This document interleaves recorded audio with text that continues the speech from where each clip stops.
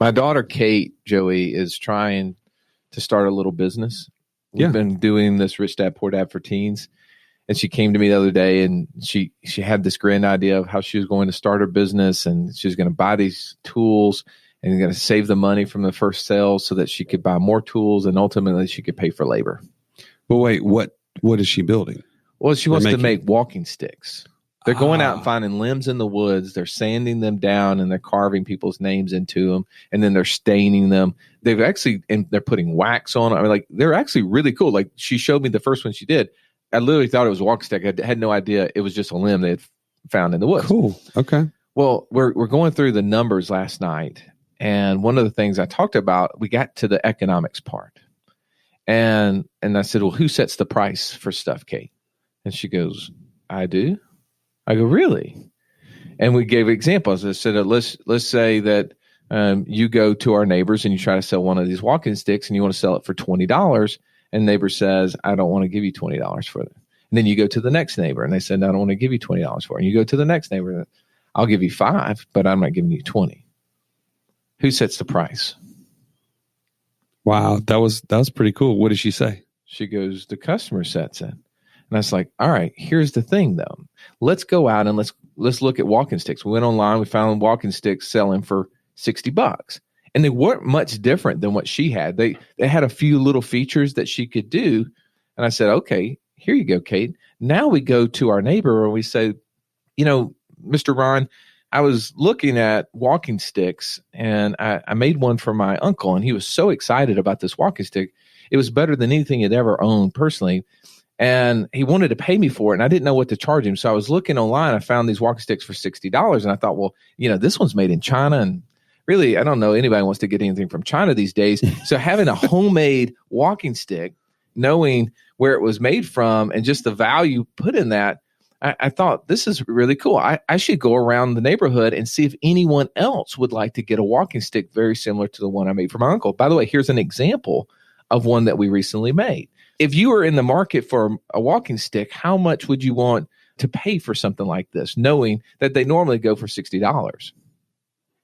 What did she say? She goes, that's pretty cool. I go, now, I don't know what his answer is going to be, but here's the point, is that marketing for your product is one of the most valuable things you can do, because you can have the best product on the market, but if you don't market it well and find out if there's a market for it and drive demand and create scarcity amongst it, you might be the only one. Nelson Nash came on our show one time. He said, whenever somebody has a phone, it's big deal. Who cares? If someone else doesn't have a phone, you don't have anything, right? Someone on the other side of that. That's phone. right. Yeah. Exactly. You don't have anything. So I think about that in light of our interview today with Steve Woessner. Yeah. And here's the thing about it. You tune into this show every week to learn ways to grow passive income outside of Wall Street. What are the strategies? What are the tactics? What are the places in which maybe you've never heard of before? And guess what? This is the thing that's under your nose every single day. It's your greatest investment. It's your own business. It's the thing you have the most control over in our hierarchy of wealth. And yet, marketing is the thing that sometimes we put on the back burner, or we don't follow the process that Stephen lays out for us today, that I thought, like, man, this makes so much sense. Why don't more people do this? This is a great interview. There's lots of nuggets. You're talking to someone who had Darren Hardy, the owner of Success Magazine, the Entrepreneur Roller Coaster author, one of my favorite books.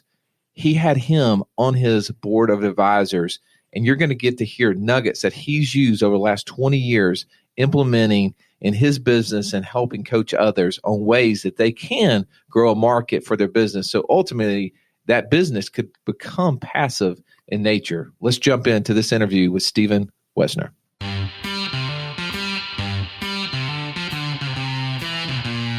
Welcome to the Wealth Without Wall Street podcast, your guide to understanding how to get out of the Wall Street rat race and start your own mailbox money lifestyle. Now, don't let these handsome Southern draws fool you.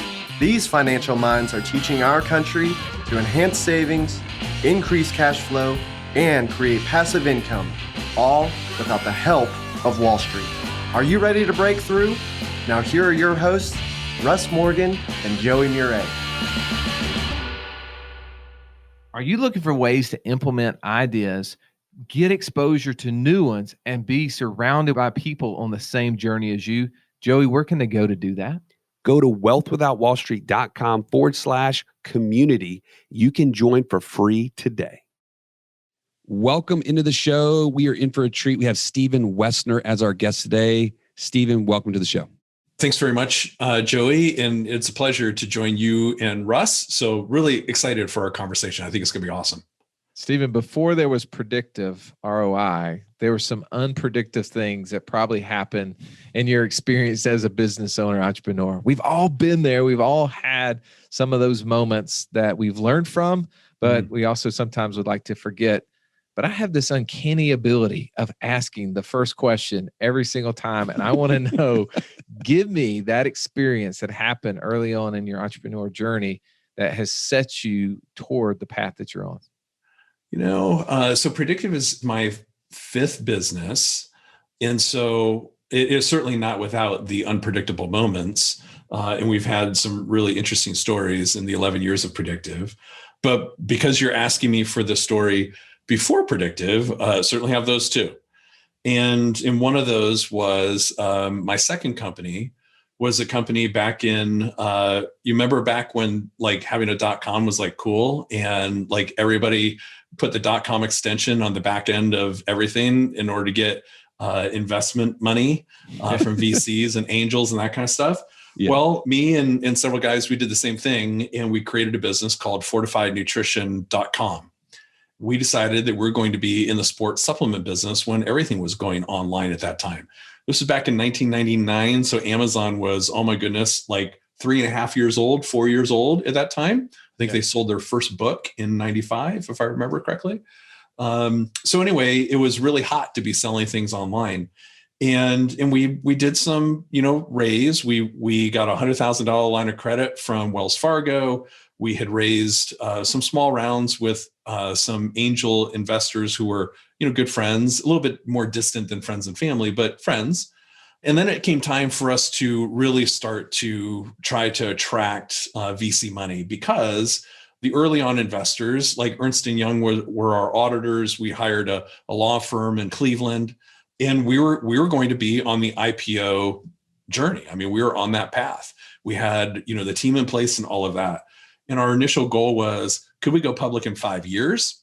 As we brought more partners on, we engaged an internet advertising agency in San Francisco, right in the Nob Hill district. I mean, they were awesome and really started to gain some momentum. This was before we even opened the store and it had sold a single protein drink. Wow. Right? Yeah.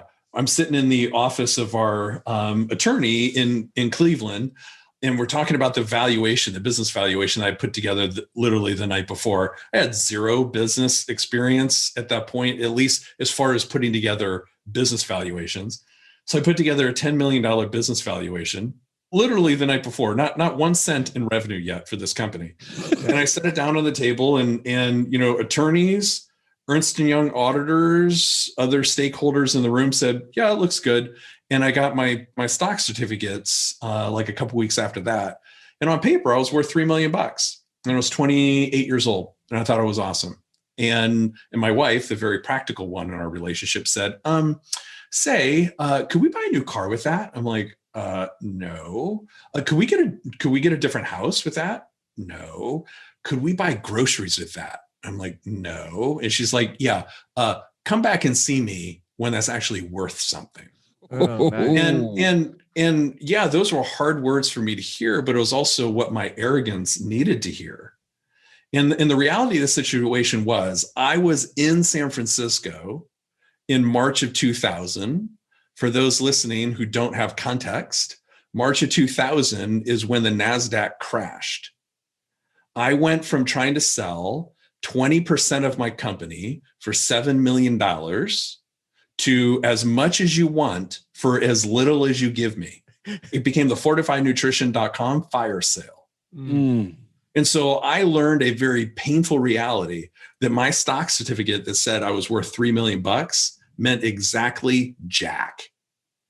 And so, the business lasted for another maybe year or so, kind of on life support. I think we made it all the way through May of 2001, just before 9/11. We would not have survived the economic recession that followed the tragic events of 9/11. We just didn't have the cash position. And so I know all about what it feels like to run an undercapitalized business in a very difficult market. And I like to think that I've learned a little bit from that mistake. Look, so my follow-on question is, how many protein drinks do you still have in your garage? From that business, Yes. Thankfully, we were a retailer that was doing drop shipping, so we never took possession of inventory. Nice. So the only thing now that I have in my kitchen is thankfully what I'm planning to drink, that I have since purchased recently. So it's not 20-year-old powder. That'd be gross. Did you frame those stock certificates and keep those as a good reminder? They're not framed, but I do have them. Yeah, that's awesome.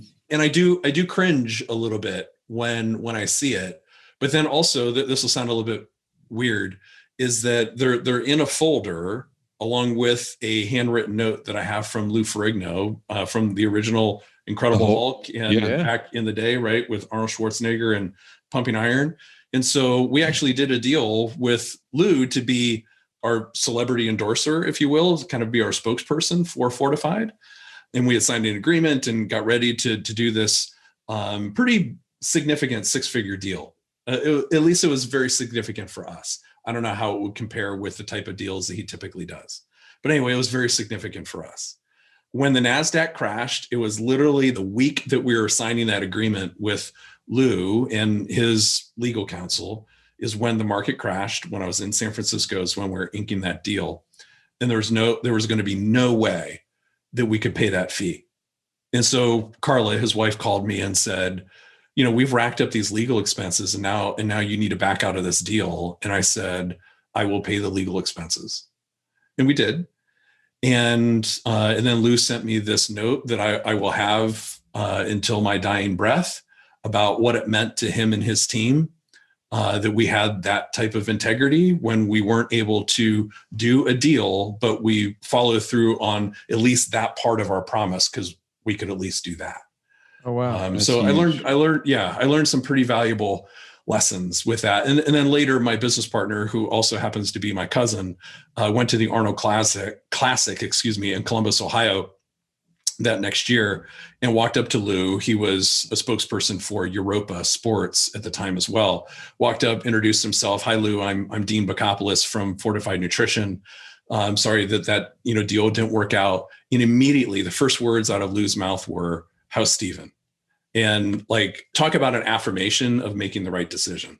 Oh, very cool. That's huge. Well, I think that the goal of business is to serve others, but also to represent ourselves well, right? I mean, there's a Bible verse that talks about a good name is worth more than money and gold, and that's a really cool story to share that. The listener, our Wealth Without Wall Street listener is a business owner who is seeking to create financial freedom. And one of the ways that they're doing it initially is investing in themselves. Mm-hmm. And I love the fact that your business, Predictive ROI, is all about helping business owners invest in themselves to create what you would call a predictive result. So kind of walk me through, how did you get to this model? How did you come up with the idea? And what was the story behind naming the company Predictive ROI? So before Predictive, again, Predictive is my 5th company, but it's not like I've owned business after business after business. I've done some different things in between that over the course of the last, almost 30 years now. In one of those sort of hiatuses, if you will, of owning a business, I spent a little over 6 years teaching at the University of Wisconsin, specifically at the La Crosse campus. So UW La Crosse was my home campus, and I would teach throughout the state, including UW Madison School of Business. And so I would teach business owners, entrepreneurs, economic development professionals, some digital marketing things, and search engine optimization happened to be one of those, which then turned into my first book. Anyway, during one of those workshops, I don't know, it's like somebody asked me a question, And basically, like, could you predict like increases in traffic, leads, and sales if you followed this model? And I'm like, yeah. And so then it turned into like, algebra on the whiteboard kind of dang thing or whatever. And then all of a sudden I'm like, wow, after the workshop thinking that would be predictable return on investment. Well, could you come up with a better name? Could there be something better than predictable return on investment? What if it was predictive ROI? Ooh. And so then I just continued to kind of noodle with it and work on the math. And then eventually we got a provisional patent on it and all of that kind of stuff. And then it grew from SEO into social, into email, into could you do webinars? Sure. What if you help somebody generate leads on LinkedIn? Could that work? Yup. And then all of a sudden we had like this 16-point model when you guys and I were talking a couple hours ago about how Darren Hardy played a role in the early formation of that kind of chemistry, which was really cool. So then all of a sudden it turned into like this comprehensive way to be able to go to a business owner. And now it's evolved into being able to go to a business owner and say to him or her, we can help you plant your flag of authority in the niche that you serve. We can help you then monetize that authority position, typically in the form of a pretty full pipeline of right fit clients. And it's worked, pretty well. But can we do that in a predictable, measurable, repeatable way? Sure. Well, and I think that what you're speaking is news or music to any business owner's ears is predictive. Unfortunately, the marketing space, I think, has largely missed the boat on tracking results. There's a lot of talk and there's a lot of ideas, but not a whole lot of accountability to actually what happens when you do this or do that. And so I'd love to hear, how you're able to do that for business owners. Like, how are you able to basically say, we're going to do X, Y, and Z, and it's going to equal 1, 2, and 3, if you will. If it's all right, can I get you to hold off on that answer? Because I think he always does this to me. Well, Stephen, you skipped ahead for a second. I feel like, yes, that is a problem, right? I feel like that business owners aren't tracking well enough. And the marketing professionals that are helping them are not helping them see the ROI on their return. But there's a lot of struggles that people have because, Stephen, in your years, you've been you've had predictive for, you said 11 years. Is that correct, or 13? Yep. 11. In that 11 years, there's probably a very common story that your typical customer, client, however you refer to them, what they're dealing with. And I know that when you say this, 90% of our listeners are going to be just nodding their head. But I want to address that before we get to your question, Stallion. Fine. I'll just wait. So would you mind sharing what is that typical problem that the person that comes to you is dealing with and they're expressing to you, and you probably gotten it written down, you know everything that there is to know about it.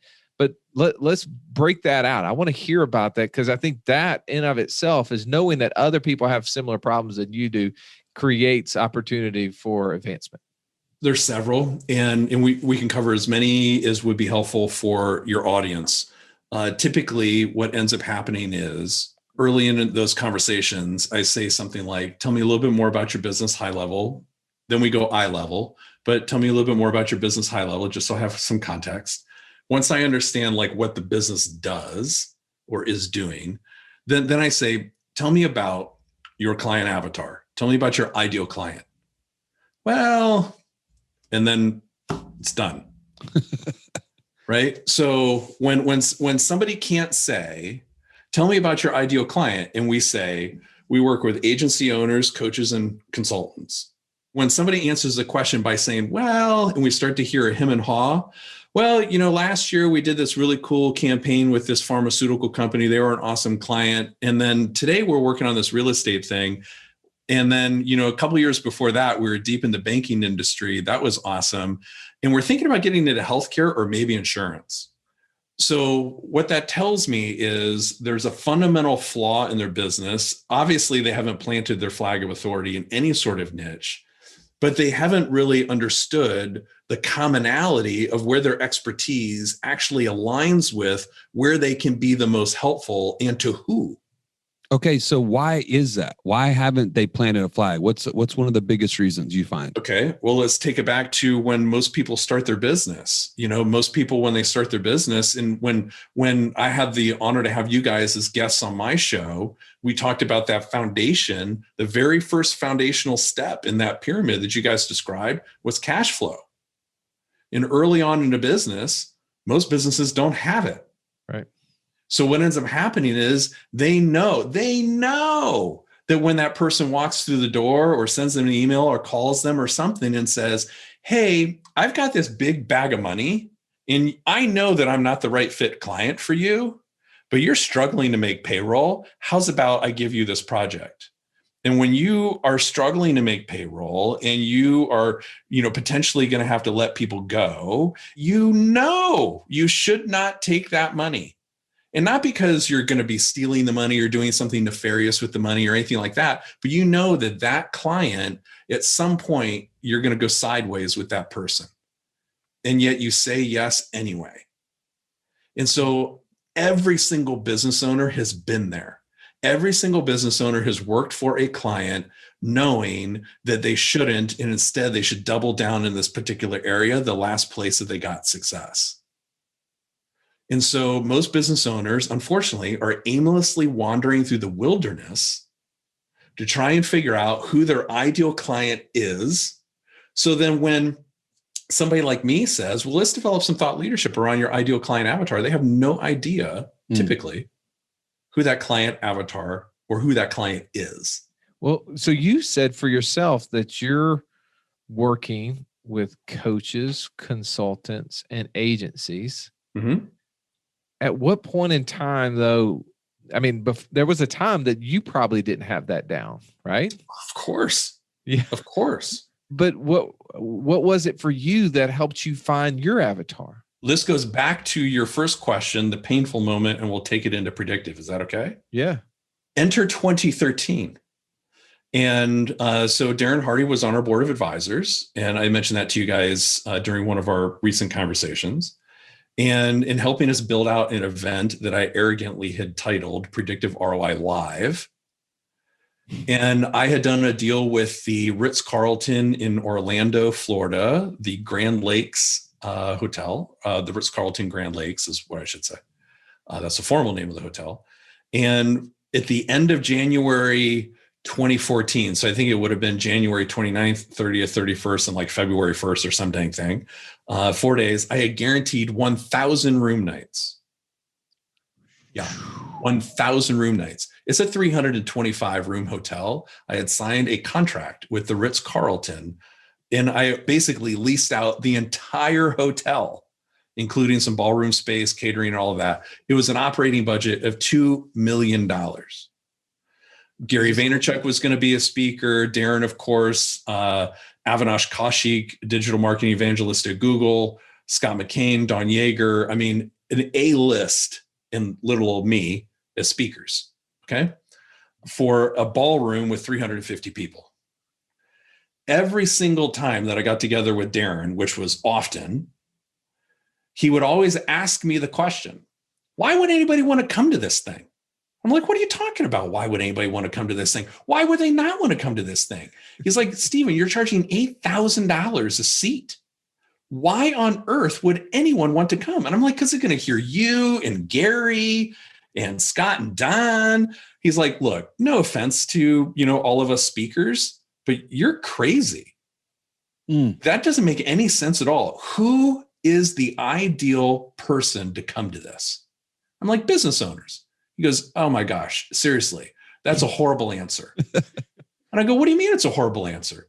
He goes, Stephen, business owners is too broad. It's too generic. It doesn't make any sense to anybody. So no, like not business owners. Who would come to this and why?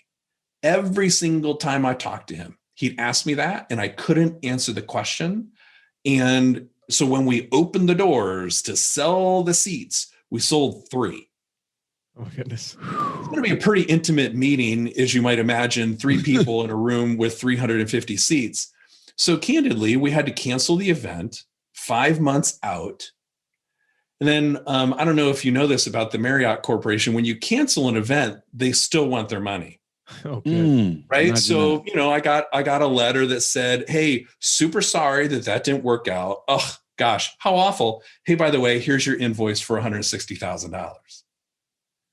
So I was able to get the $60,000 in broccoli voided because, we're 6 months out before having to order $60,000 of food. Right. But Predictive ROI paid $100,000 out the door for the event that we didn't have, and we lost $2 million in opportunity. So like Russ, when you talked about the story of your daughter losing the $10, because she didn't get the $100 for hanging on the bar. Yeah. That cost us $100,000 and we lost the $2 million upside. So yeah, I feel for your daughter. That sucks. Yeah. That moment, that chaos and pain, sort of like how you compress coal and a diamond spits out the other side. I'm like, I will never, ever, ever make that mistake again. And shortly thereafter, we became members of the Agency Management Institute. I'm like, oh, hey, we can be helpful to agencies. And we started doing some work with agencies. And then when we launched our podcast, which was almost 6 years ago now, 5.5 years ago, back in May of 2015, we had a lot of speakers and coaches as guests on our show. I'm like, hey, we can be helpful to these people and consultants. And it grew out of that. And now we have total clarity. And again, when you think about that, that goes into your question, Joey. It allows you to start creating a plan, an action for who that person is. So Joey, you want to refresh him on the question that you asked? Man, there's nothing I'd love more. We had such good momentum, Joey, too. And then he interrupted. That's right. Exactly. I'm challenging to see if he can even remember his question, Stephen. Yeah, I don't know it. But no, it is like how can you provide very specific results in a world of, from my experience, is not results driven. It's just shiny object driven. So okay, let's use the experience that you had, right? So now if Predictive ROI was consulting with Stephen, Predictive ROI Live customer 7 years ago, right, what would you have done to help ensure the result of having 350 people sit in the there's no way to turn that into a good idea. just to be clear, that's a dumpster fire. It is a dumpster fire on top of a grease fire, wrapped up in a nuclear bomb, sent out into orbit someplace. That is a horrible, non-savable idea, to be clear. Okay. However, to the essence of your question, if a business owner comes to us, we have these conversations, nearly every day, and says, hey, I run this type of consultancy, or I'm this kind of business coach, or I've got this agency that specializes in this type of offering. How could you help us, to Joey's point, in a predictable, repeatable, measurable way? So then after the conversation around avatar, and we help them gain clarity around that, then we help them, the next step would be we help them build out a Dream 25. Who are the 25 companies you would most like to serve, Mr. or Ms. business owner? And then that person would say, gosh, I need some help. I honestly don't know. Okay, awesome. So our team will help you map that out. And so then we build out a list of Dream 25 prospects. Does this fit, your type of experience, this and that, or whatever? So obviously that takes a little bit of time and care and research to build that out. And then once that's built, it's like, well, but how do I now get in front of those people? Okay, well, let's talk about some strategies, because there's a few that we could choose. One of our favorites is what we like to call the Trojan horse of sales. Well, what's that? Well, let's say that instead of you going to knock on the door of company XYZ and saying, hey, how's about me sitting down with your CEO and talk about my stuff? And how about, if that person would like to buy my stuff? Because that typically results as a door slammed in your face. But if you're the host of a top-rated podcast with lots of 5-star reviews in iTunes, you're no longer an agency owner looking for your next client. You're now a journalist that represents probably the niche that client is also serving. And so now you're a stakeholder in the same industry. And so now when you go knocking on the door, you're no longer an agency owner looking for your next fresh account. You have a journalist hat on, and the door opens and they wheel your Trojan horse right into the C-suite, and you have a 60-minute conversation with your ideal dream prospect. Now, after the interview's over, do you pounce on that person like fresh meat? No. There's a process downstream. For when the episode airs, you send them a really amazing gift that they actually take a photo of and show it on social media because it's so amazing. You don't ask them to, they just do it because they love it so much. And then there's a book, and then different ways that you continue that conversation going forward until eventually, like the 10th contact, you reach out to them and say, hey, Joey, thanks again for being a guest of mine on episode, 25 of whatever podcast. I really appreciate that. And my team and I, we sat down and we re-listened to that episode the other day. And when you said X, that made me think about Y. And you know what? We do Y really well here at ABC Company. Is there maybe a day or time next week we could sit down and talk about that? And now it doesn't feel like you got Trojan horsed or you got sold or you got anything. Now it's two business people coming together to see if they could help one another. And more often than not, Joey says yes. So the Dream 25, and then when you close a sale, you take that person off the Dream 25 and put a new person on. And that is very measurable all the way through and is super predictable. So I was thinking you were going to go to like Facebook ads or, Yeah. man, we do this strategy here and there's, X amount of dollars go in and then blah, blah. No, this sounds very relationally driven, and it starts with who do you want to serve? So clarity. Did you hear that, Russ? I did. He hear said that. the word clarity. Have you heard that word before somewhere? Yeah. It No, sounds I mean, one listen, step in the process. I would never bash Facebook ads or Google ads or anything like that. They absolutely, without a doubt, have a place in the media mix. But typically, when our clients, agency owners, coaches, and consultants are looking for right fit prospects, because we as business owners, we want results now, they're also looking for things that like, can we get some fast wins, please?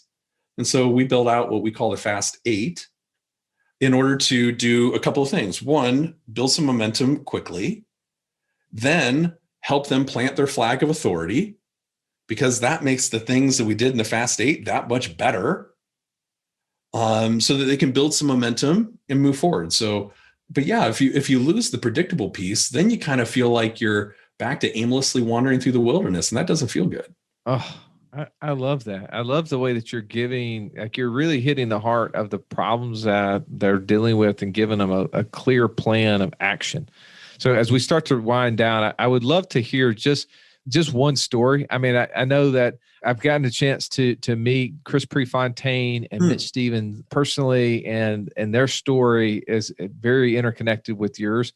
But someone maybe not as famous as those two, maybe people who haven't had a chance to hear this person's story. Think of one of your students along the way that maybe you're most proud of just things that they've done. I'd love to hear that as we wind up. Sure. Well, so I'm going to have to sanitize it a little bit. That's okay. Okay. I tell you what, I'm comfortable in talking about predictive numbers, so I'll give those to you second. Okay. But then I'll give you kind of sanitized version because, I want to be respectful of this, particular client. Sure. Okay. So when we first started working with him, so it's about 5 years ago now, he did a pretty good job of leveraging his expertise, which was awesome in the particular niche that he served or still serves, and ran a variety of workshops.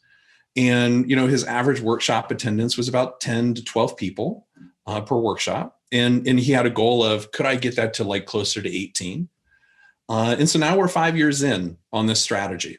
He has sponsors for his podcast in the tune of, multiple 5-figure sponsors that essentially pay for his content creation. So like his content makes him money just from the sponsorship piece alone.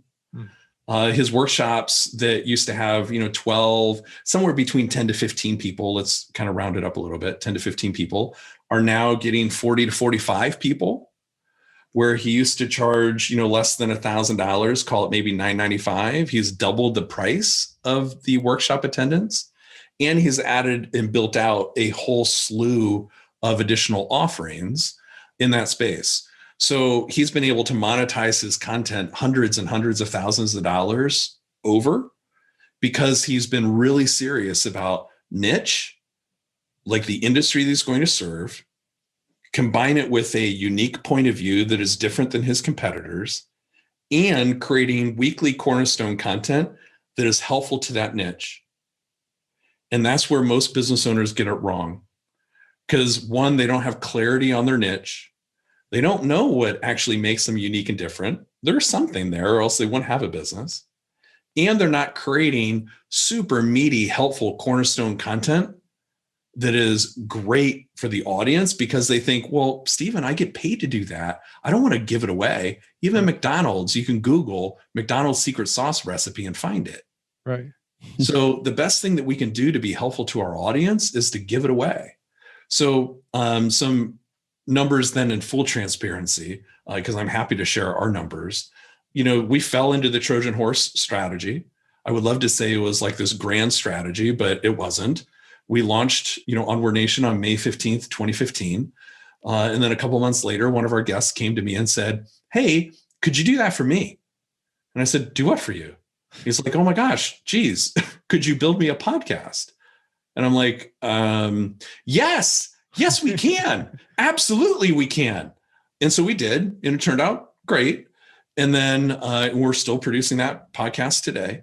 And then later, after we launched it, he was gaining some traction. He came to me and said, "Look, my podcast is awesome. Your podcast is awesome. Why in the world are you not doing this for more people?" I'm like, who could we do this for? And he's like, "Oh my gosh, I was a guest on your show. Why in the world don't you reach out to," we had like, I don't know, several hundred episodes at that point. "Why don't you reach out to your other guests and see if they want a show?" I'm like, that is awesome. So one Sunday in 2015, I sent out 23 emails, 14 people got back to me, and we sold 6. Oh, wow. And I'm like, holy crap, this works. And that was almost $4 million ago. Wow. That's so cool. Isn't it fun to see, Joey, just how someone who has an idea pulls it all together, serving others, and it just is just music. Just music to it is in our ears. It is, and I love the idea that what we're always talking about on our show is, Stephen, that there's a process. Without a process, you said it a number of times, people are wandering aimlessly. And I think that that's why we're so aligned with what you're talking about, is we're about creating clarity and giving people the steps to freedom. In your case, it may be much, much more ROI in the business that you love and that you're investing in. In our case, it's financial freedom. But I love the story that we're able to tell together. So Stephen, as we wind up, would you mind sharing, like, how can our listener get in touch with you? However would they go to find you and be able to understand more about the different things that they can do and what you're up to? A great way to find me is on LinkedIn. And here's why also. If somebody from your audience, because this will be a way for them to really kind of evaluate this stuff in action. And here's what I mean. So if they connect with me on LinkedIn, they will most likely at some point receive an invitation from me to attend our weekly Q&A. Mm-hmm. Every Wednesday at 12 o'clock Central, my business partner and I, and sometimes with a special guest, we will host what we call How to Fill Your Sales Pipeline open mic Q&A. It's free. You have to register for it, but it's free. And you come and we share like the first 10 minutes or so. We share like the best kind of insight, experiment results, nugget that we've picked up in the last week.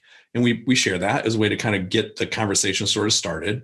And then we go open mic for the remaining 45, 50 minutes. So that strategy, alongside Onward Nation as our podcast for biz dev, has been phenomenal. And it's not because we're in that session selling at all, because we're not in the least little bit. There is no sales message at all. We are there to be helpful and to answer questions. But what has happened is afterwards, the people who attend say, oh my gosh, that was some of the best education I've ever heard or that I've received as of late. Could you guys help me in my business like that? And it's about being generous every Wednesday at noon for an hour and sharing and answering questions in a super transparent way. And then it seems like magic that happens afterwards, no sales pitch. But people come back to us and say, my gosh, I can't imagine what would happen in our business if we were doing that consistently like you talked about. Is that what you do for people? And so my suggestion to anybody who wants to connect with me, awesome. Connect with me on LinkedIn and you'll see this entire strategy play out in full transparency. And I'm telling you, take it. You'll get the emails if you decide to register. You'll see everything that we do in full transparency. Take it, apply it, use the strategy for your own business benefit with your audience. Very cool. Well, we'll make sure we get your LinkedIn profile in the show notes. Stephen, thank you so much for coming on and sharing such amazing value with our audience today. And thank you for being a part of our community as well. So people could message you in there as well. Is that cool?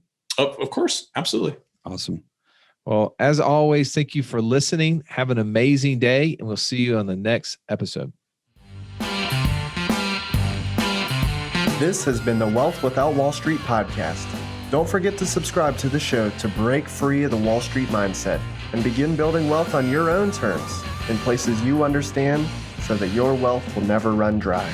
See you next episode.